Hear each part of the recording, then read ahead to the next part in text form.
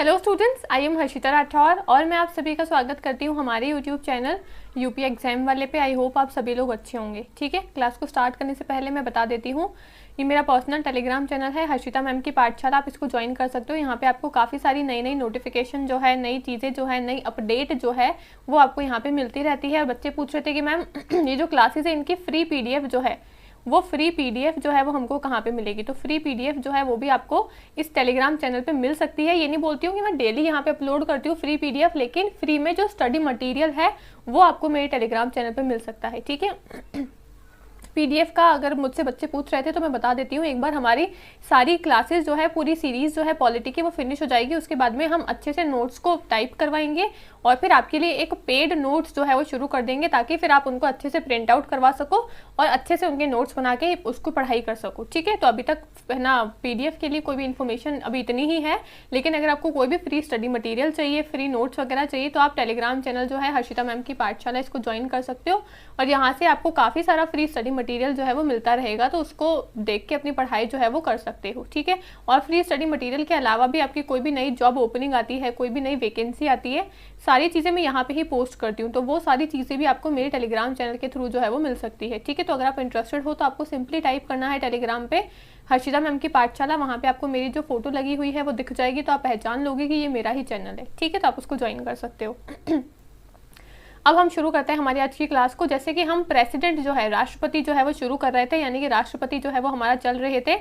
पांचवा भाग जो है हमारे संविधान का, उसको हम कर रहे थे। ठीक है, इससे पहले हम राष्ट्रपति की 2 क्लासेस ऑलरेडी कर चुके हैं। पहली क्लास में हमने इंट्रोडक्शन देखा, उनका क्वालिफिकेशन देखी, उनके ऊपर महाभियोग किस तरीके से लगाया जाता है वो सारी प्रक्रिया हमने देखी, उनके इलेक्शन में, चुनाव में कौन कौन भाग ले सकता है वो भी हमने देखा। ठीक है, दूसरी क्लास में मैंने आपको बोला था कि मैं स्पेशल एक अलग से क्लास लाऊंगी, जहाँ पे हम उनके इलेक्शन के बारे में देखेंगे कि उनको राष्ट्रपति को किस तरीके से चुना जाता है, कौन सी प्रक्रिया के माध्यम से उनको चुनते हैं और पूरी प्रक्रिया जो है वो किस माध्यम से चलती है। ठीक है, तो ऐसे ही करके मैं पूरी एक सेपरेट क्लास लेकर आई थी इलेक्शन प्रोसीजर के ऊपर, जहाँ पे हमने पूरा डिटेल में कवर करा, सारी कुछ चीज़ें जो है वो अच्छे से समझी कि राष्ट्रपति का चुनाव जो है वो स्टेप बाय स्टेप, एक एक तरीके से, स्टेप बाय स्टेप किस तरीके से कंप्लीट होता है, कौन कौन उसमें भाग ले सकते हैं, किस तरीके से चुनाव का प्रोसीजर जो है वो आगे बढ़ता है। ठीक है, ये 2 क्लासेस हम कर चुके हैं ऑलरेडी। अब तीसरी क्लास जो है वो रहने वाली है, आज की हमारी लास्ट क्लास होगी, जहाँ पे हम राष्ट्रपति को पढ़ेंगे। ठीक है, यहाँ पे हम राष्ट्रपति की पावर्स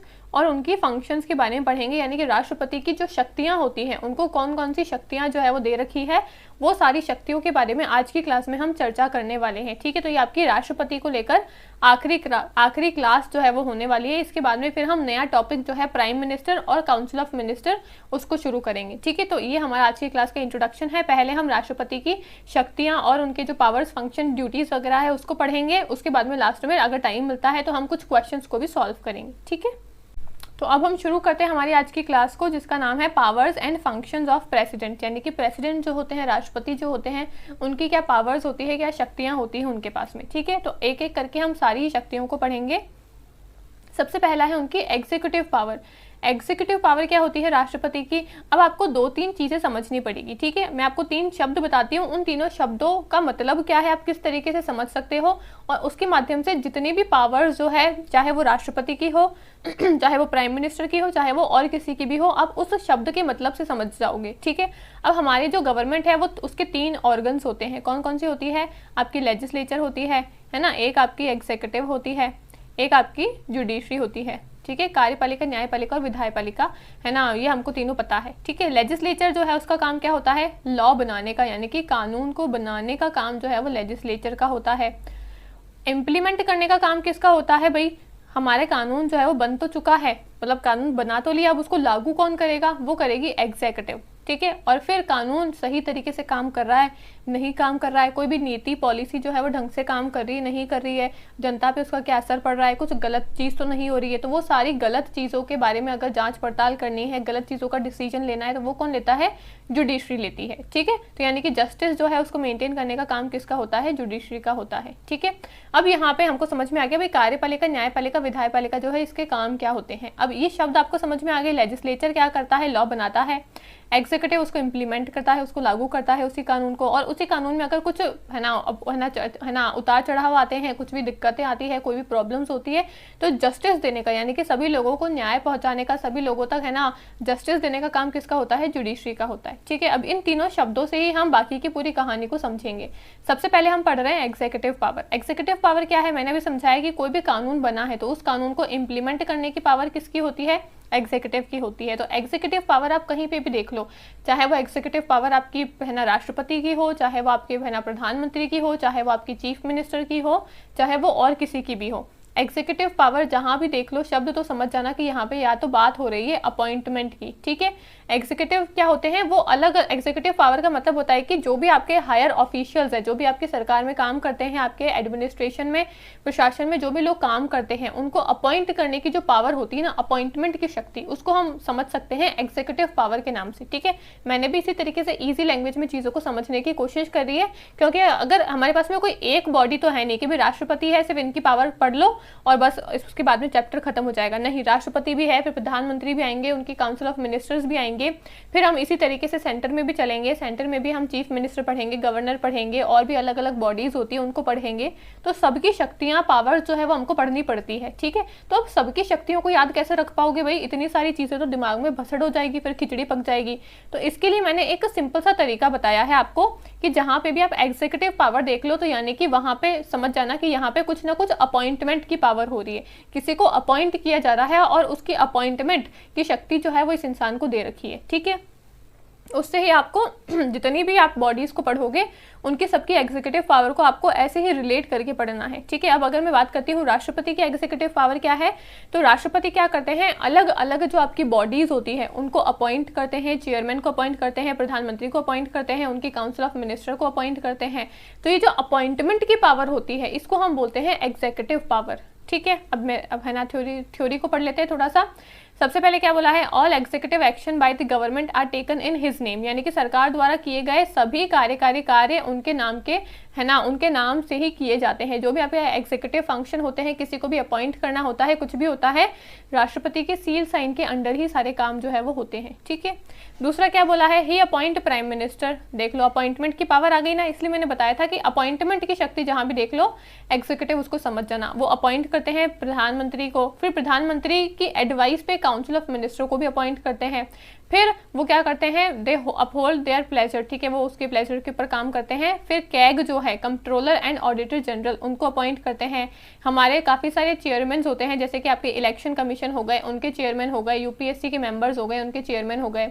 सबको अपॉइंट करने का काम किसका है? राष्ट्रपति का है। तो इसलिए मैंने कहा था एग्जीक्यूटिव पावर जहां भी देख लो समझ जाना कि ये आपके अपॉइंटमेंट से जुड़ी हुई है, या फिर जहां भी अपॉइंटमेंट आ जाए कि भाई ये इसका अपॉइंटमेंट करते हैं, तो ये जो है वो कौन सी पावर के अंडर आएगा? वो आपकी एग्जीक्यूटिव पावर कहलाती है। तो सिंपल सी बात है, राष्ट्रपति के पास में प्रधानमंत्री को अपॉइंट करने की शक्तियां होती है। ठीक है, प्रधानमंत्री की एडवाइस पे वो उनकी जो काउंसिल ऑफ मिनिस्टर है उसको अपॉइंट करते हैं, यानी कि राष्ट्रपति, प्रधानमंत्री और है ना पीएम की सलाह पर मंत्रिमंडल की नियुक्ति करते हैं। ठीक है, वह उनके रहने तक पदभार संभालते हैं, जो कि है ना जो आपके काउंसिल ऑफ मिनिस्टर जो है वो उनके प्लेजर के ऊपर काम करते हैं। ठीक है, अब क्या बोला है? ही अपॉइंट प्राइम मिनिस्टर को अपॉइंट करते हैं, काउंसिल ऑफ मिनिस्टर यानी कि मंत्रिमंडल को नियुक्त करते हैं आपके प्रधानमंत्री के एडवाइस पे। ठीक है, फिर आपके हो गए कैग जो हो गए। कैग कौन होते हैं? कैग होते हैं आपके कंट्रोलर एंड ऑडिटर जनरल। ये आपके सेंटर के और राज्य के, यानी कि आपकी केंद्र सरकार के और राज्य सरकार के, केंद्र पे और राज्य पे एक ही कैग होता है। जैसे मैंने आपको बताया था अटॉर्नी जनरल और एडवोकेट जनरल, ये तो दोनों अलग अलग है ना, सेंटर के लिए अलग है, केंद्र के लिए अलग है, राज्य के लिए अलग है। लेकिन जो आपके कम है ना कैग होते हैं, कंट्रोलर और ऑडिटर जनरल होते हैं, ये राज्य के लिए भी वो एक ही इंसान है जो काम करता है, केंद्र के लिए भी वो एक ही इंसान है जो काम करता है, यानी कि ये पूरी नेशन के लिए एक ही बॉडी है। अब इनका काम क्या होता है इसको हम डिटेल में आने वाली क्लासेस में पढ़ेंगे, लेकिन यहाँ पे थोड़ा सा समझ लेते हैं। ये शब्द आया है तो कैग क्या होता है? इसका फुल फॉर्म है कंट्रोलर एंड ऑडिटर जनरल। इसका काम क्या होता है? जो भी आपके सरकार के फाइनेंसेस है ना, यानी कि पैसे से जुड़ी हुई जो भी गतिविधियां हैं, कोई पैसा है ना, सरकार ने कौन से है ना कितने पैसे कौन सी बॉडी को दिए, उस बॉडी ने वो रुपए कहाँ पे लगाए, कितने लगाए, कहाँ पे खर्च हुए, किस किस काम में खर्च हुए। ठीक है, तो ये जितने भी पैसे से जुड़े हुए जो भी सारे काम है ना, वो संभालने का काम किसका होता है? कैग का होता है। ठीक है, कंट्रोलर और ऑडिटर जनरल का होता है। ठीक है, चाहे वो आपकी राज्य सरकार है चाहे फिर वो आपकी केंद्र सरकार है। फिर ये अपनी रिपोर्ट देते हैं, रिपोर्ट बनाते हैं कि भाई राज्य सरकार ने इस साल में यहाँ पे इतने इतने रुपए इसको दिए, उसको दिए, उसको दिए, उसने इस रुपए का ये काम किया, उसने ये किया, इतने बचाए, इतने बिगाड़े।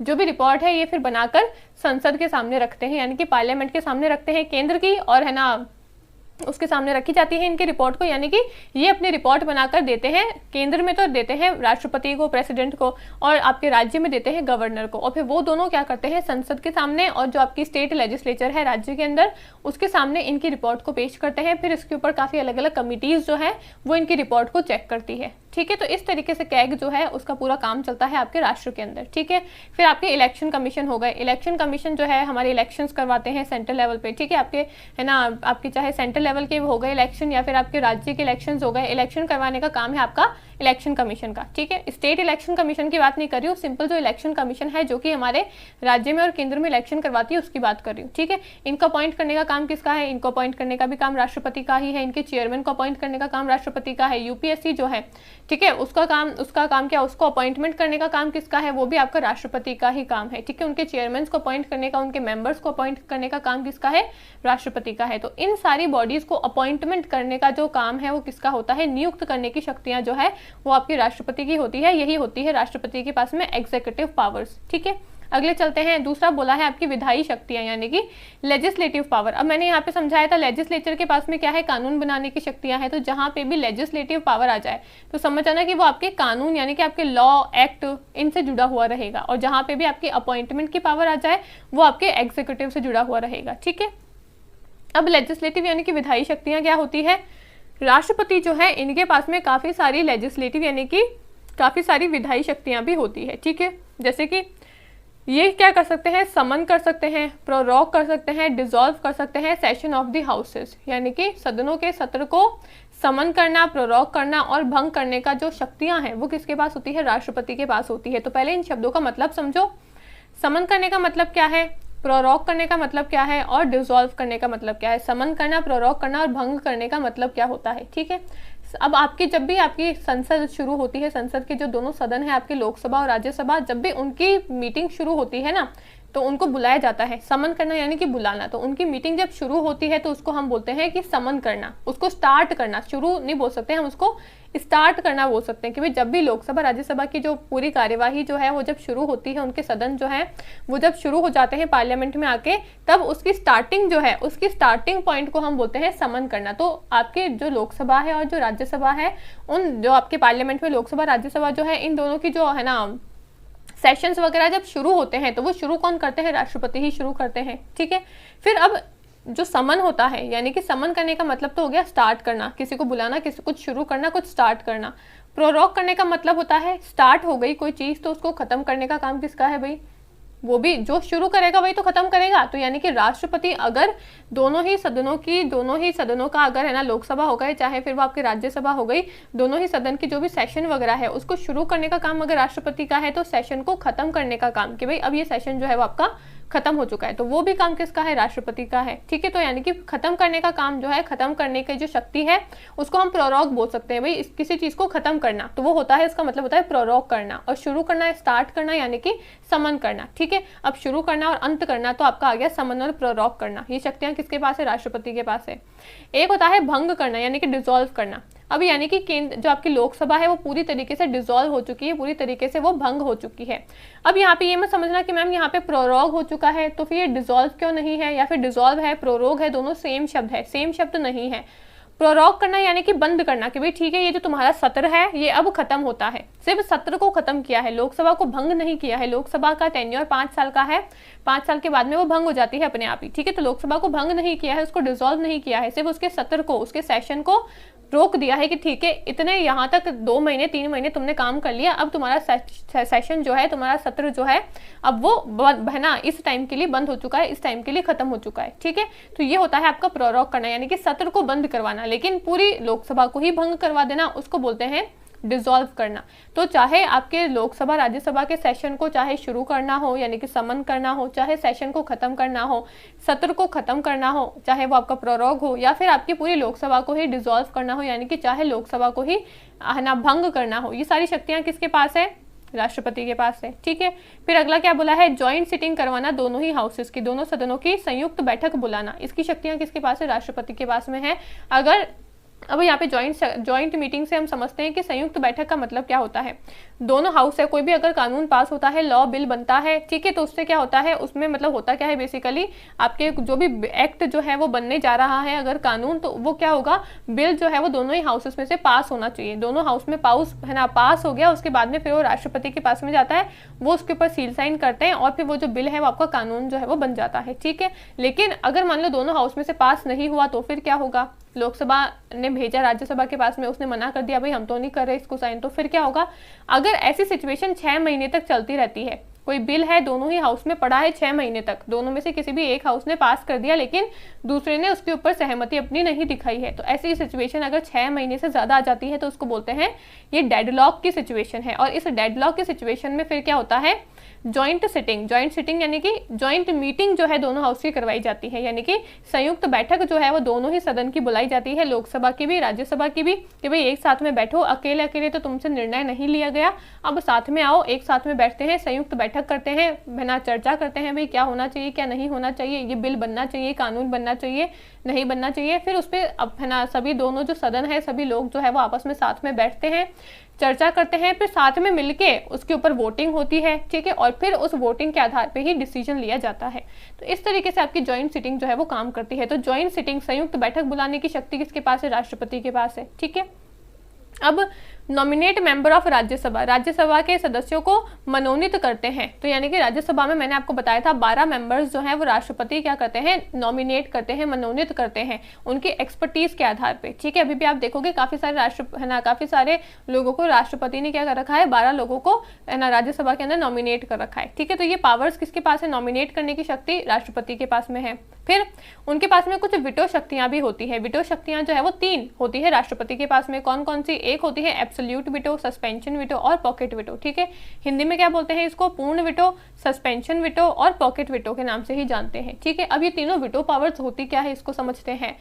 सबसे पहली है आपकी पूर्ण विटो यानी कि एब्सोल्यूट विटो। एब्सोल्यूट विटो का मतलब क्या होता है, कोई है ना राष्ट्रपति के पास में कोई बिल आया है कि भाई आप इसको अपना साइन कर दो और हम इसको बना देते हैं कानून, ठीक है, लेकिन राष्ट्रपति को वो बिल जो है वो पसंद नहीं है, वो नहीं बनाना चाहते हैं इसको कानून, तो वो क्या करेंगे, पूर्ण तरीके से उस पर अपनी सहमति जो है वो नहीं दिखाएंगे, यानी कि वो एब्सोल्यूट विटो का यूज करेंगे वहां पे, और वो उस जो बिल को अप्रूवल जो है वो नहीं देंगे, उस बिल को है ना मतलब एक्सेप्ट नहीं करेंगे बेसिकली, ठीक है, उस बिल के ऊपर अपना अप्रूवल जो है वो नहीं देंगे।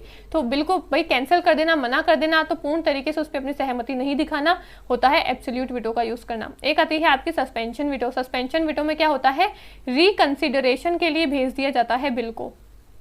बिल जो है वो आपके राष्ट्रपति के पास में आया है कि इस पे अपना सील साइन कर दो और इसको कानून जो है वो बना दो, तो राष्ट्रपति को अगर वो बिल नहीं अच्छा लगता है या फिर उस बिल में कुछ ऐसी चीजें हैं जो वो चाहते हैं कि वापस से है ना कुछ बदलाव होने चाहिए, तो वो क्या करेंगे, हाउसेज में वापस से रिकंसिडर करने के लिए उस बिल को भेज देंगे कि भाई फिर से इस बिल को चेक करो और ये जो 2-3 तुमने यहाँ पे बातें लिखी है इसमें थोड़ा सा है ना अदल बदल करके कुछ ना कुछ चेंज करो, ये मुझे ठीक नहीं लग रहा है। तो वो क्या करेंगे, उसको बोलते हैं रिकंसिडर करना, वापस से बिल को चेक करना, ठीक है। तो वापस से बिल को चेक करने के लिए भेज देते हैं सदनों के अंदर, रिकंसिडर करने के लिए भेज देते हैं, तो ये भी उनके पास में शक्तियां होती है, यानी कि इसको भी हम बोलते हैं सस्पेंशन विटो, जिसमें राष्ट्रपति क्या करते हैं, बिल के ऊपर सहमति नहीं देते हैं, ना ही अपनी असहमति को देना, यानी कि ना ही सहमति दिखाते हैं ना ही असहमति को दिखाते हैं, बल्कि वो उसको रिकंसिडर करने के लिए भेज देते हैं दोनों ही सदनों में या फिर दोनों में से किसी भी सदन में कि भाई इस बिल को वापस से जांच करो इसकी और फिर ढंग से इसमें सुधार करके फिर मेरे पास में भेजना, ठीक है। तो इसको हम बोलते हैं सस्पेंशन विटो। एक होती है पॉकेट विटो। पॉकेट विटो यानी कि राष्ट्रपति के पास में कोई बिल आया कि भाई आप इस पे अपना सील साइन कर दो, लेकिन राष्ट्रपति जो है वो क्या कर लेते हैं, उस बिल को अपने पॉकेट में रख लेते हैं।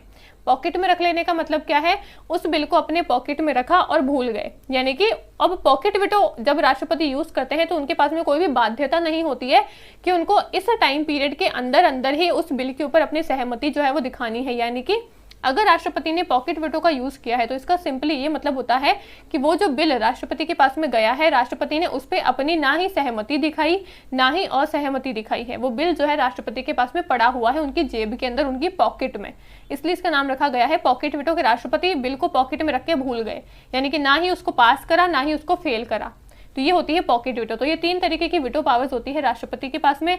एक पूर्ण वीटो, जहां पे वो संपूर्ण तरीके से मना कर देते हैं, अपनी सहमति को नहीं दिखाते हैं, वो बोल देते हैं भी नहीं ये बिल जो है वो पास नहीं होगा, तो वो होती है एब्सोल्यूट वीटो। एक होती है सस्पेंशन वीटो, जहां पे बिल को वापस से रिकंसिडर करने के लिए भेज देते हैं सदनों के पास में कि वापस से इसको चेक करो, चेक करके फिर वापस मेरे को भेजना, ठीक है। यानी कि वो मना नहीं करते कि मैं इसको पास नहीं करूंगा, या फिर वो हाँ भी नहीं बोलते हैं कि मैं इसको पास करूंगा, बल्कि वो ये बोलते हैं कि इसमें कुछ बदलाव करो, बदलाव करने के बाद में फिर से मेरे पास में भेजना, यानी कि रिकंसिडरेशन करने के लिए बोलते हैं, उसको बोलते हैं सस्पेंशन वीटो।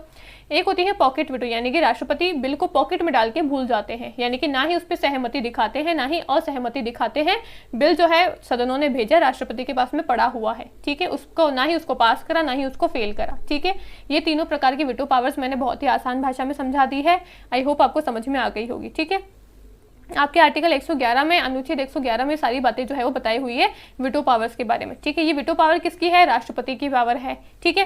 फिर होता है प्रोमलगेट ऑर्डिनेंस। 123 आपका अनुच्छेद जो है उसमें बताया हुआ है अध्यादेश जारी करने का जो शक्तियां हैं वो भी किसके पास में है? राष्ट्रपति के पास में है। अब अध्यादेश क्या होता है?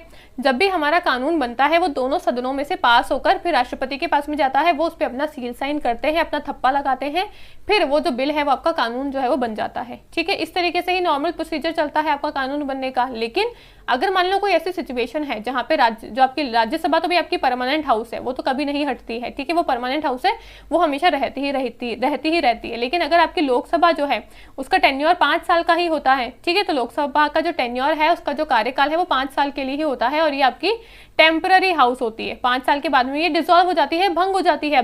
अभी हमने देखा भी भंग करने की शक्ति भी राष्ट्रपति के पास में है, तो 5 साल खत्म हो गए तो ये भंग हो जाएगी, डिसॉल्व हो जाएगी, ठीक है। अब फिर क्या होगा? अगर मान लो ऐसी कोई सिचुएशन है जहां पे लोकसभा जो है वो अपने सत्र में नहीं है, ठीक है, लेकिन फिर भी कुछ ना कुछ ऐसी सिचुएशन आ रखी है जहां पे कानून जो है वो बनाना पड़ेगा, तो कानून बनेगा कैसे? एक हाउस तो है ही नहीं, एक सदन तो अपने सत्र में है ही नहीं, अकेला एक सदन तो बना ही नहीं सकता है। तो फिर ऐसी सिचुएशन में क्या वो अर्जेंट वाला जो कानून है क्या उसको नहीं बनाया जाएगा? उसको बनाया जाएगा, लेकिन उसका नाम रखेंगे अध्यादेश, उसका नाम क्या रखेंगे? ऑर्डिनेंस। और ये ऑर्डिनेंस की जो शक्तियां होती है, अध्यादेश को जारी करने की जो शक्तियां होती है वो होती है आपके राष्ट्रपति, आपके प्रेसिडेंट के पास में, ठीक है, जो कि बताया हुआ है अनुच्छेद 123 के अंदर। अब अध्यादेश जारी करने की शक्तियां बेसिकली होती क्या है? अगर दोनों सदन में से कोई भी एक सदन आपका सत्र में नहीं है तो उस टाइम पे राष्ट्रपति जो है वो आपके अध्यादेश को जारी कर सकते हैं। अनुच्छेद 123 जो है वो इस बात की घोषणा करते हैं या फिर इस बात का प्रावधान जो है वो आपको देते हैं, ठीक है, आपके संविधान के अंदर।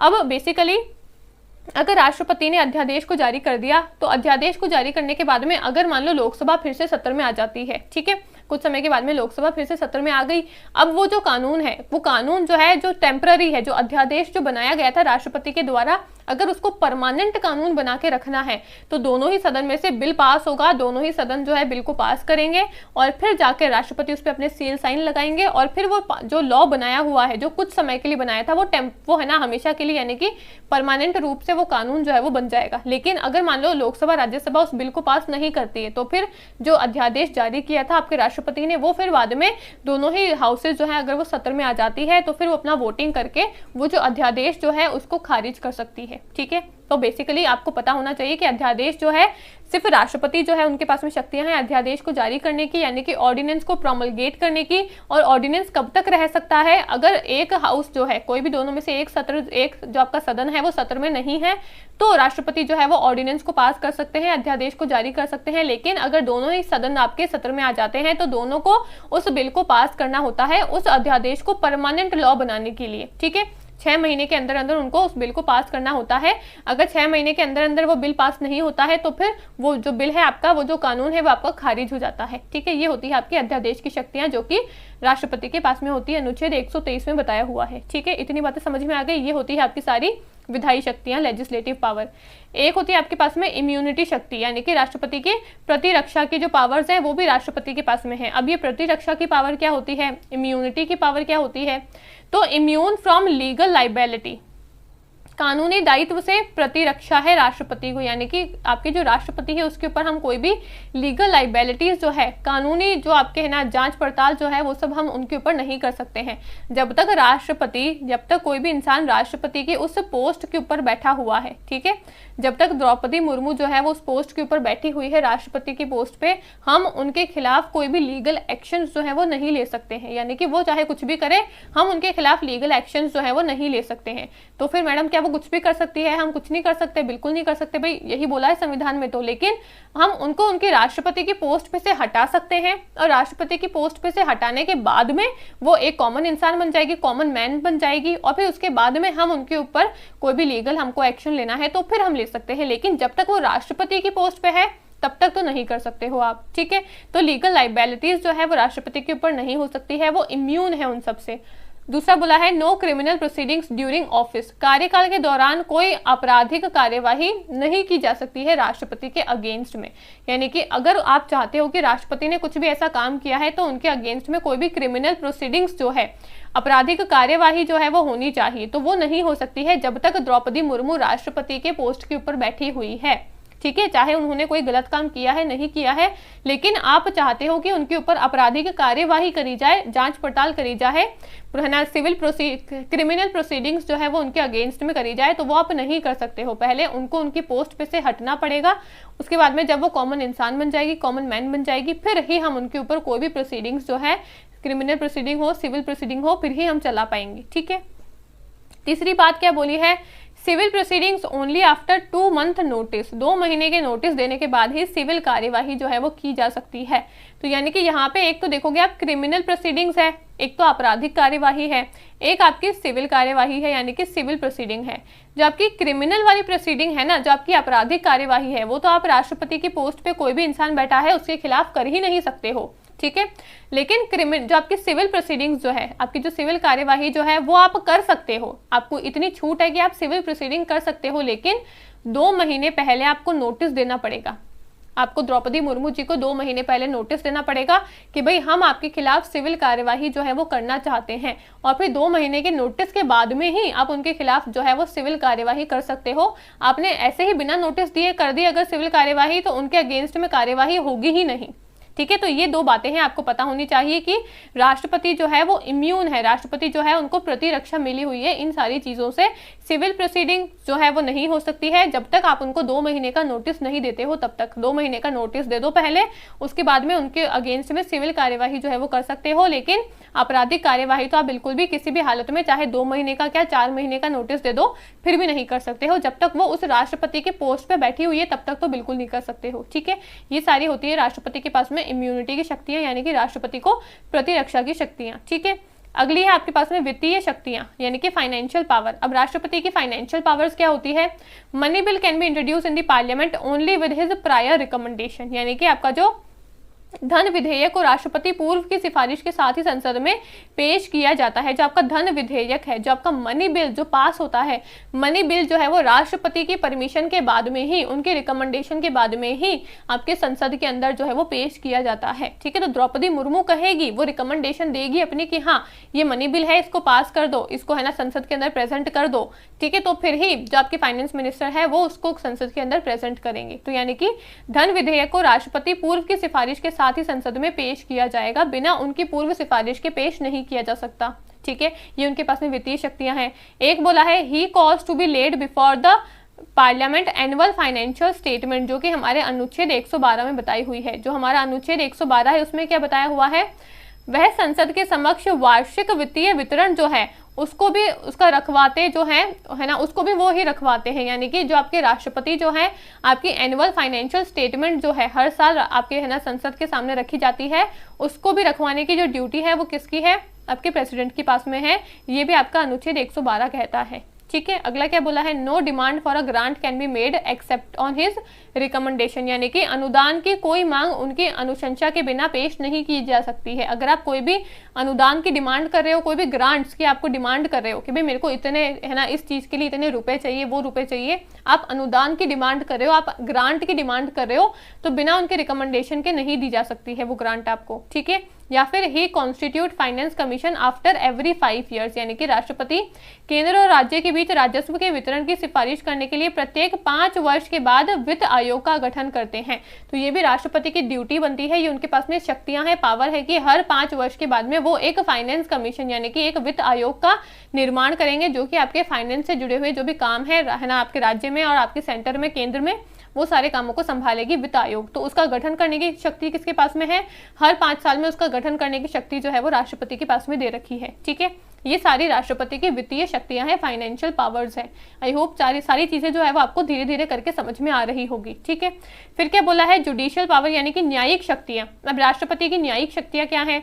अपॉइंटेड CJI यानी कि chief justice of India and जजेस ऑफ सुप्रीम कोर्ट और हाई कोर्ट, यानी कि भारत के मुख्य न्यायाधीश, उच्चतम न्यायालय तथा उच्च न्यायालय के न्यायाधीशों की नियुक्ति करना जो है नियुक्ति की जो शक्तियां हैं वो भी किसके पास में है? राष्ट्रपति के पास में है। चीफ जस्टिस ऑफ इंडिया जो है, आपके मुख्य न्यायाधीश जो है, उनको नियुक्त करने की शक्ति किसके पास में है? राष्ट्रपति के पास में है। ठीक है, जो आपकी सुप्रीम कोर्ट और जो आपकी हाई कोर्ट होती है उनको, उनके जो जजेस हैं उनको नियुक्त करने की शक्तियां किसके पास में है? राष्ट्रपति के पास में है। ठीक है, फिर he can seek advice from supreme court on certain matters but advice is not binding. वह कुछ मामले में उच्च न्यायालय से सलाह ले सकते हैं, लेकिन सलाह जो है वो उस सलाह को मानना आवश्यक नहीं है। यानी कि राष्ट्रपति जो है, अब आपने अगर अभी तक आपने सुप्रीम कोर्ट नहीं पढ़ा है तो हम ये भी आने वाली क्लासेस में पढ़ेंगे। सुप्रीम कोर्ट जो है, इनके पास में एक शक्ति होती है जिसका नाम होता है एडवाइजरी पावर। ठीक है, एडवाइजरी पावर की शक्ति होती है आपके सुप्रीम कोर्ट के पास में। अब इस एडवाइजरी पावर में बेसिकली होता क्या है?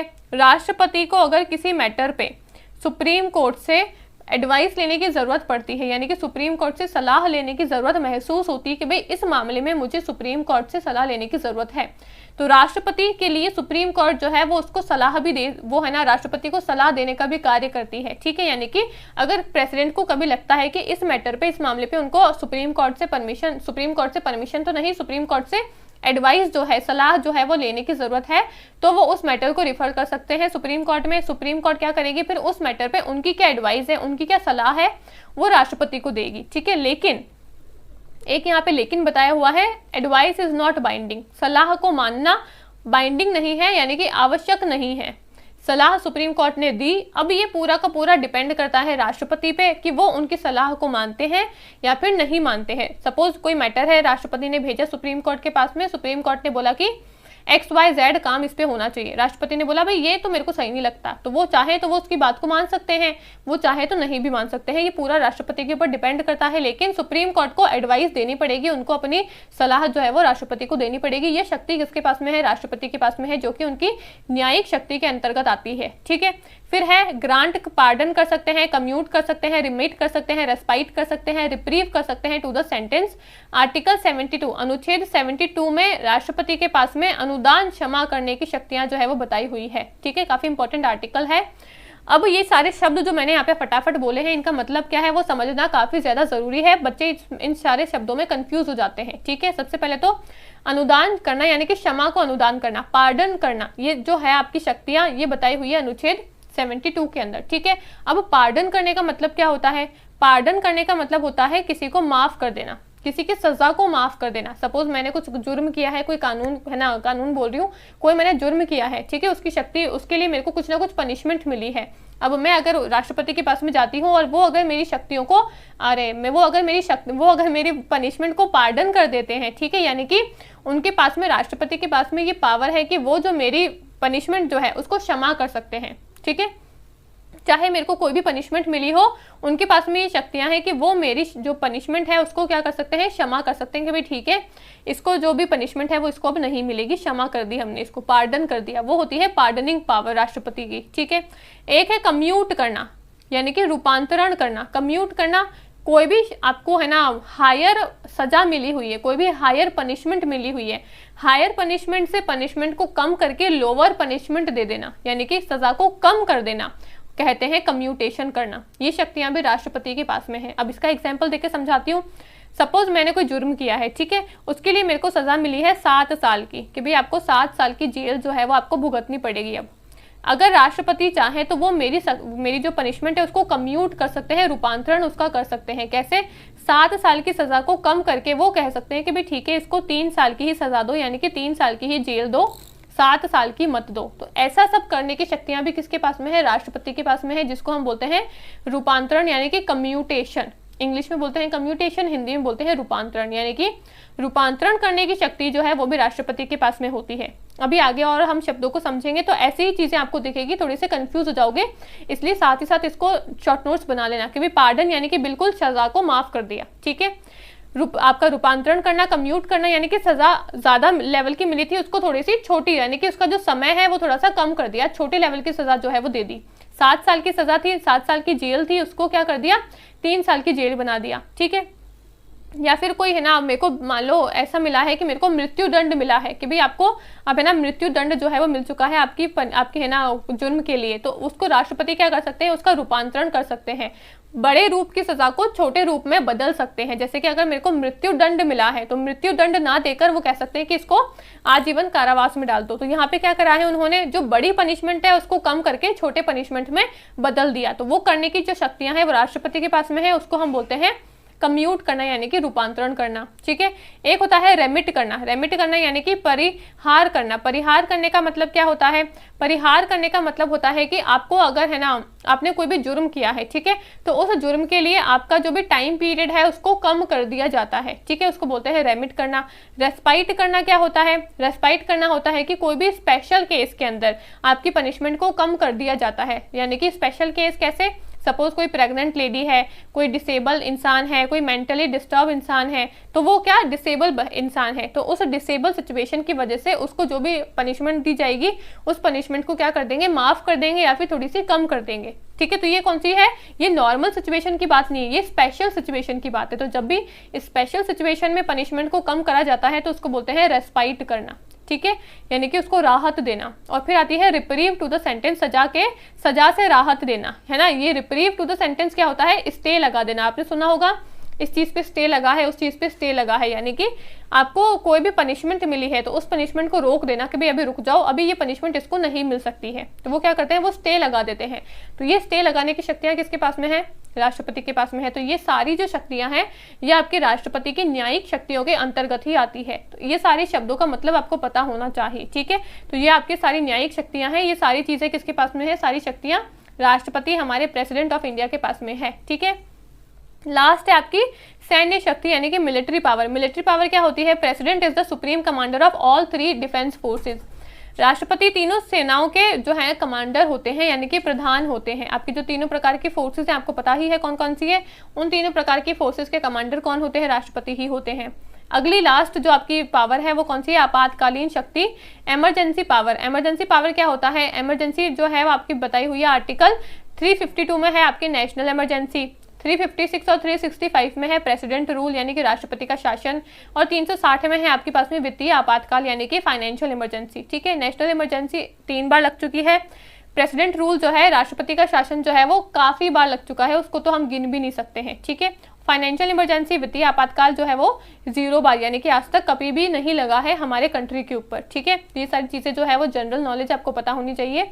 अब नेशनल इमरजेंसी लगाने की शक्ति, प्रेसिडेंट का रूल लगाने की शक्ति और फाइनेंशियल इमरजेंसी लगाने की शक्तियां जो है वो भी किसके पास में है? आपके प्रेसिडेंट, आपके राष्ट्रपति के पास में है। यानी कि राष्ट्रीय आपातकाल लगाने की शक्ति अगर आपके पूरे कंट्री में कुछ ना कुछ इंटरनल डिस्टर्बेंस हो जाता है, आर्म्ड रिबेलियन की सिचुएशन हो जाती है या फिर एक्सटर्नल वॉर की सिचुएशन हो जाती है, यानी कि राष्ट्रीय आपातकाल की सिचुएशन हो जाती है, तो इस टाइम पे आपातकाल घोषित करने की जो है ना शक्ति है वो किसके पास में है? राष्ट्रपति के पास में है। ये बताया हुआ है 352 अनुच्छेद के अंदर। राष्ट्रपति का शासन लगाने की जो आपकी शक्ति है वो किसके पास में है? आपके राष्ट्रपति के पास में ही है। नाम से ही पता चल रहा है राष्ट्रपति का शासन, यानी कि कोई भी राज्य में अगर राज्य सरकार जो है राष्ट्रपति को लगता है या फिर केंद्र सरकार को लगता है कि राज्य सरकार जो है वो संविधान के अकॉर्डिंग काम नहीं कर रही है, या फिर सेंट्रल गवर्नमेंट जो उनको डायरेक्शन दे रही है, जो उनको बातें बता रही है, सेंट्रल गवर्नमेंट के नक्शे कदमों पे नहीं चल रही है आपकी राज्य सरकार, तो फिर सेंट्रल गवर्नमेंट क्या करती है? वो राज्य सरकार को हटा देती है और फिर वहां पे प्रेसिडेंट रूल जो है वो लग जाता है, यानी कि राष्ट्रपति का शासन जो है उस राज्य में लग जाता है। ये बताया हुआ है अनुच्छेद 356 और 365 के अंदर।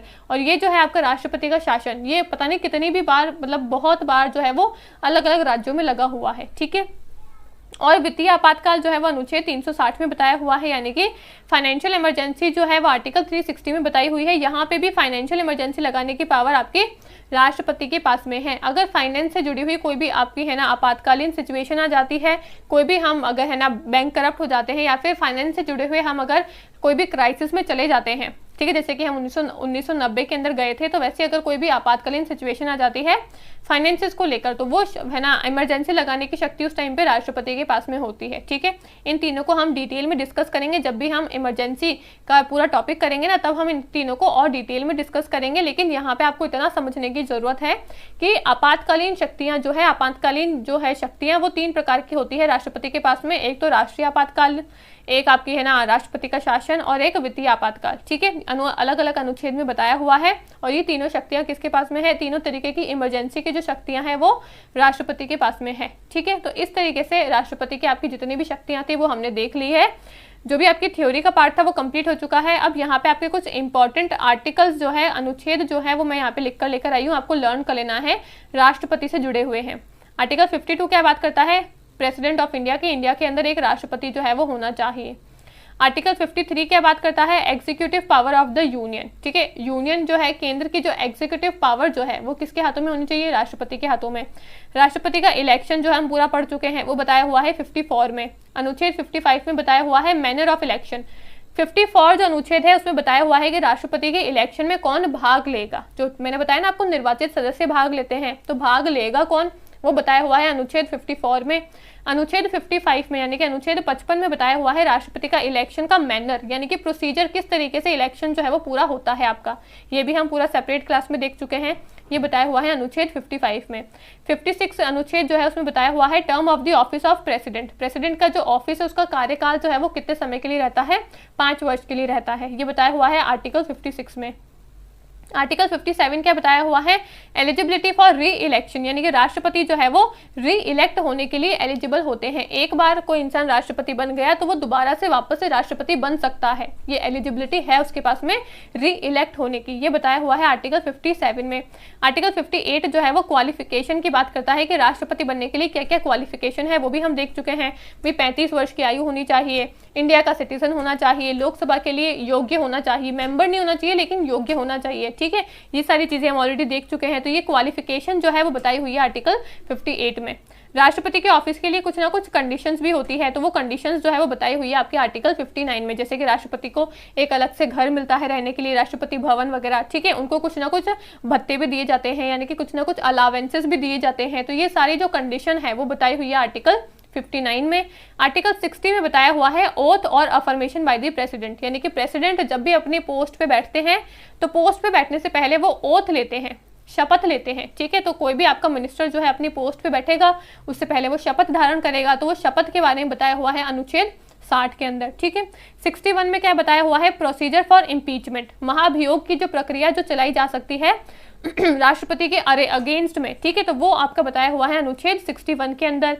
आर्टिकल 123 में बताया हुआ है प्रोमलगेट ऑर्डिनेंस, ऑर्डिनेंस को प्रोमलगेट करना। अभी मैंने आपको बताया था ना, अध्यादेश को जारी करना, वो शक्तियां अभी राष्ट्रपति के पास में है, मैंने आपको बता दिया है, और वो बताया हुआ है अनुच्छेद 123 के अंदर। और आर्टिकल 143 क्या बात करता है? Power of president to consult Supreme Court, यानी कि आपका जो है ना प्रेसिडेंट है वो सुप्रीम कोर्ट से किसी ना किसी मैटर पे अगर चाहता है एडवाइस लेना, सलाह लेना, तो भी वो ले सकते हैं। मैंने आपको बता दिया ये राष्ट्रपति के पास में शक्तियां हैं, ये बताया हुआ है आपके अनुच्छेद 143 में। तो राष्ट्रपति से जुड़े हुए जितने भी इंपॉर्टेंट अनुच्छेद थे वो मैंने आपको यहाँ पे बता दिए हैं, सबको नोट डाउन कर लेना। और ये सारी चीजें हमने ऑलरेडी 3 क्लासेस के अंदर, मैंने पूरे राष्ट्रपति की 3 बड़ी बड़ी क्लासेस कराई है, ताकि आपका सारा राष्ट्रपति जो है उससे जुड़ी हुई जितनी भी चीजें हैं वो सारी आपकी कंप्लीट कवर हो जाए। ठीक है, तो ये सारी चीजें जो है वो हम राष्ट्रपति की कर चुके हैं। अब हम कुछ क्वेश्चंस को सॉल्व करते हैं और फिर हमारा राष्ट्रपति का जो टॉपिक है वो पूरा फिनिश हो जाएगा। ठीक है, अब अगला सवाल क्या पूछा है आपसे, यानी कि क्वेश्चंस को सॉल्व कर लेते हैं थोड़ा सा। सवाल पूछता है कि who among the following does not have the right to vote in the election of president. निम्नलिखित में से कौन भारत के राष्ट्रपति के चुनाव में मतदान करने का अधिकार नहीं रखता है? लोकसभा का अध्यक्ष, विधानसभा का अध्यक्ष, राज्यसभा के राष्ट्रपति द्वारा नामित व्यक्ति, या फिर लोकसभा का उपाध्यक्ष। तो कौन जो है उसको राष्ट्रपति के चुनाव में वोट करने का राइट जो है वो नहीं मिलता है? तो नॉमिनेटेड मेंबर। ठीक है, जो भी आपके इलेक्टेड मेंबर्स होते हैं उनको तो मिलता ही है, लेकिन नॉमिनेटेड नामित सदस्य को कोई भी यहाँ पे है ना नहीं मिलती है परमिशन राष्ट्रपति के चुनाव में भाग लेने की। तो इसलिए ऑप्शन नंबर सी इसका करेक्ट आंसर है। 2000 में सेम सवाल आया, 2003 यूपी पीसीएस जो आपका प्री एग्जाम हुआ था उसमें भी सेम टू सेम सवाल आपसे पूछा गया था। ठीक है, अगला सवाल क्या पूछा है, who among the following are the member of electoral college for election of president. President का जो इलेक्शन होता है उसके जो निर्वाचन मंडल के जो सदस्य होते हैं उसमें कौन कौन भाग ले सकता है। हम काफी बार इस क्वेश्चन को कर चुके हैं।